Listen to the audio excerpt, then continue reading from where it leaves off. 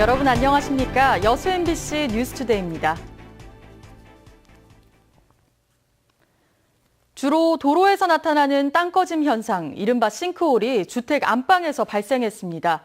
싱크홀 이후 주택 붕괴 위험까지 높은 가운데 여수시가 원인 조사에 나섰습니다. 김종태 기자가 취재했습니다. 여수시 남산동의 한 주택. 며칠 전 이 집 안방의 바닥이 직경 80cm, 깊이 1m 정도로 갑자기 푹 꺼졌습니다. 사고 발생 당일 안방에서 잠을 자던 집주인 김화자 씨는 당시 상황을 떠올리며 가슴을 쓸어내립니다. 요 방에 자다가 요리 이제 부엌을 해서 항시 나가거든요. 그런데 그냥 푹 꺼있게 그러고 요리 봤죠. 김 씨는 아들 집으로 급히 거처로 옮겼지만 불안하기는 마찬가지입니다. 싱크홀 발생 이후 집벽에 금이 가고 기우는 등 붕괴 위험을 보이고 있기 때문입니다. 취재팀이 붕괴된 바닥 밑을 촬영하자 집안 사이에 넓은 틈이 보이고 바닥에는 물이 새고 있습니다. 김 씨 가족들은 흐르는 물이 땅속 토사를 유실시켜 집안이 약화돼 무너졌다고 주장합니다. 몇 년 전 집 옆으로 여수시가 하수관로를 매설하면서 집안 아래 흙을 제대로 메우지 않아 이 같은 붕괴 사고가 발생했다는 것입니다. 매립을 하고 공사를 했어야 되는데 그 매립을 하지 않고 공사를 해서 지금 현재처럼 이렇게 싱크홀이 안방에가 생기게 돼버린 것 같아요. 하지만 여수시는 하수관로 매설 당시 집안을 촘촘히 메워 문제가 없다는 입장입니다. 거기는 우리 공공하수가 있으면 저희들이 보수할 텐데 집 안에는 개인 배수 시설이기 때문에 저희들이 보수하지 않습니다. 그건 개인이 보수해야 될 사항입니다. 여수시는 다만 40년 이상 된 낡은 주택에서 종종 이 같은 싱크홀이 발생한다며 주변 주택에서도 추가 사고가 발생할 것에 대비해 원인 조사에 들어갔다고 밝혔습니다. MBC 뉴스 김종태입니다. 여수시의 내년도 예산은 지역 일자리 창출과 정주 여건 개선에 중점적으로 편성됩니다. 여수시는 이번 주부터 내년도 예산 편성에 들어간 가운데 관광 활성화에 따른 지방세와 세외 수입은 늘어나겠지만 복지정책 확대와 지역 개발을 위한 지출 수요 역시 계속 늘어날 것으로 예상했습니다. 여수시는 이에 따라 내년 예산 편성을 국제해양관광의 중심도시 조성과 일자리 창출, 정주 여건 개선 등에 집중 투자하고 반복적이고 시민 수혜도가 낮은 사업은 배제할 방침이라고 밝혔습니다. 국비와 시 예산이 13억 가까이 투입되는 농산물 가공설비 구매 결정 과정에 말썽이 불거지고 있습니다. 참가업체들의 평가 순위가 뒤바뀌는가 하면 선정업체가 최근 다른 사업에서 중국산 짝퉁 부품을 납품한 사실도 밝혀졌습니다. 박광수 기자의 보도입니다. 광양시가 출자한 빅그린 매실 사업단이 지난달 13일 실시한 매실 농축액 제조 설비 제안 설명회.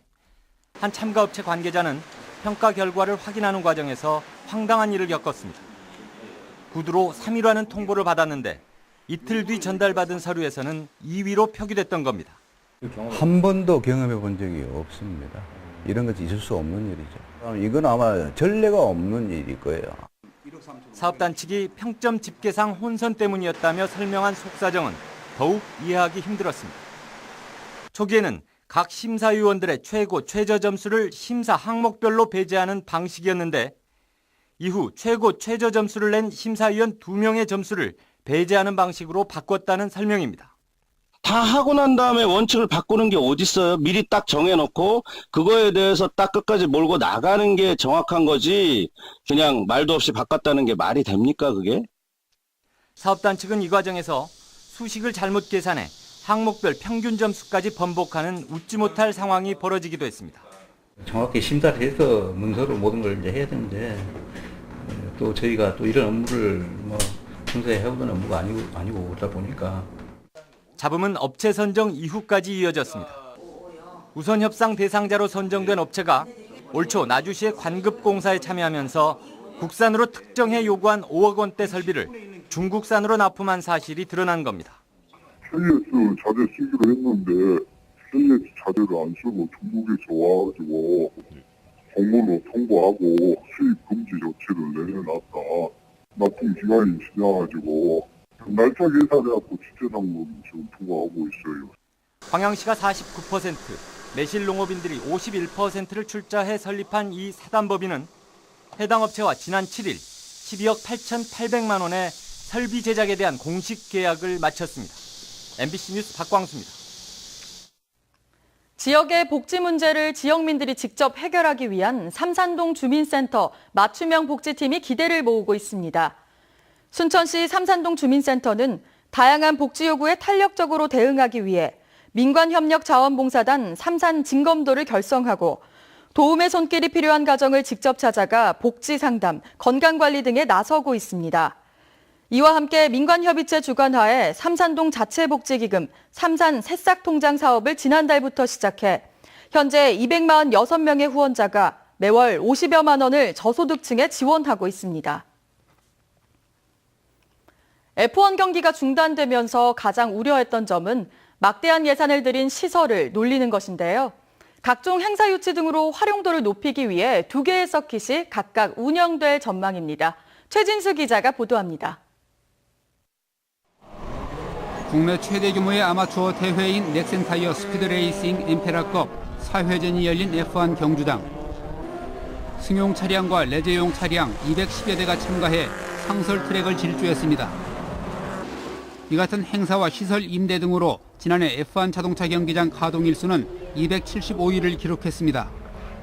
그러나 상설 트랙과 F1 트랙의 중간 도로가 중복돼 트랙별로 별도 행사를 진행할 수 없게 돼 있습니다. 현재의 서킷 운영 상태는 95%로 한 개의 서킷만으로는 여러 행사를 유치하는 데 어려움이 많습니다. 이 때문에 두 트랙을 따로 쓸 수 있는 연결 도로를 만들어 트랙의 활용도를 높일 계획입니다. 연장 550m 그리고 폭 13에서 15m로 조성될 계획이며 공인 2등급으로 인증받을 계획입니다. 전라남도는 듀얼 서킷을 만들면 국내 대회와 자동차 기술 개발 테스트 등의 행사와 인대 등으로 연간 116일을 더 가동해 12억 원의 추가 수익을 올릴 것으로 추산합니다. 국비 20억 원 등 68억 원을 들여 지난 6월에 시작한 공사는 2년 정도를 넘기지 않을 계획입니다. F1 경주장 듀얼 서킷은 오는 2019년부터 활용이 가능할 것으로 예상됩니다. MBC 뉴스 최진수입니다. 매년 파업이 끊이지 않았던 금호타이어가 올해는 달라진 모습을 보이고 있습니다. 광주시가 참여하는 협약식을 가질 예정인데 노와 사, 지방자치단체가 이런 식으로 상생협약을 맺는 건 처음 있는 일입니다. 김철원 기자입니다. 파업이 있었던 해보다 파업이 없었던 해를 찾는 게 더 빠를 정도인 금호타이어. 지난해에는 노조가 사상 최장기 파업에 들어갔고 회사는 직장 폐쇄라는 초강수를 둘 정도로 노사관계가 최악이었습니다. 그랬던 금호타이어가 올해는 반전의 모습을 보여주고 있습니다. 노사가 함께하는 희망 콘서트를 여는가 하면 올해 초부터는 주말 농장도 공동으로 운영하고 있습니다. 오커 문제로 5년간 오커 초론 문제로 이렇게 있는 것을 좀 마음을 더 열어 서로가 신뢰를 묻고 믿어보자. 노사가 함께하는 것을 해보자. 금호타이어 노사가 서로 화합하고 이렇게 소통하는 모습이 지역에 대한 이미지나 또 지역 경제에 있어서 활력소가 될 거라고 보고 있습니다. 여기에 그치지 않고 광주시가 참여하는 노사정 공동협약을 맺기로 했습니다. 노사 갈등의 평화적 해결을 최우선한다는 내용이 핵심입니다. 개별 기업의 노사 문제에 자치단체가 참여해 노사정 공동협약서까지 체결하는 건 우리 지역에서 처음 있는 일인 것으로 알려지고 있습니다. 광주시는 노사 갈등의 대명사인 금호타이어 노사가 상생하는 모습을 보여주는 것만으로도 일자리 창출 효과로 이어질 것이라 기대하고 있습니다.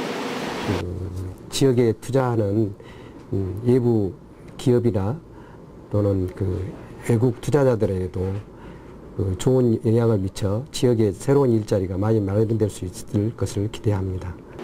광주시와 금호타이어 노사가 맺는 노사정 상생 약속이 지역의 다른 산업, 다른 기업으로도 확산될 수 있을지 주목됩니다. MBC 뉴스 김철원입니다. 다음 달 추석 연휴를 앞두고 다중이용시설을 중심으로 화재 예방 종합대책이 추진됩니다. 지역이 줄어들고 있습니다. 지난밤에는 서울을 비롯한 수도권과 해안가 일부에서만 열대야가 나타났습니다. 하지만 낮에는 여전히 폭염이 계속되겠습니다. 오늘 낮 기온 경산이 35도까지 치솟겠고요. 서울과 광주도 34도 선까지 오르겠습니다. 여기에 자외선도 무척 강할 것으로 예상되니까요. 외출하실 때 자외선 차단제 꼼꼼히 바르시는 게 좋겠습니다. 또 오후부터 밤 사이에는 전국 곳곳에 소나기가 내리겠는데요. 곳에 따라 벼락이 치거나 돌풍이 부는 곳이 있겠고요. 비의 양은 5에서 30mm 안팎이 될 것으로 보입니다. 현재 구름 영상입니다. 전국적으로 구름이 다소 끼어 있는 모습입니다. 오늘 동해상에 위치한 고기압의 가장자리에 되겠습니다. 전국적으로 구름 많겠고요. 오후부터 밤 사이에는 중부 내륙과 전라도, 경북 북부 지방을 중심으로 벼락을 동반한 요란한 소나기가 지나는 곳이 있겠습니다. 현재 기온 보시면 서울 26.2도, 전주 26도, 대구 25.3도로 출발하고 있고요. 낮 기온은 어제만큼 올라 무덥겠습니다. 서울이 34도, 대전 34도, 대구도 34도 선까지 오르겠습니다. 당분간 구름 많은 가운데 곳곳에 소나기가 내릴 가능성이 있는 상태입니다. 또 다음 주부터는 기온이 다소 떨어지긴 하겠지만 무더운 날씨 이어지겠고요. 다음 주부터 열대야는 모두 사라질 것으로 전망되고 있습니다. 날씨였습니다.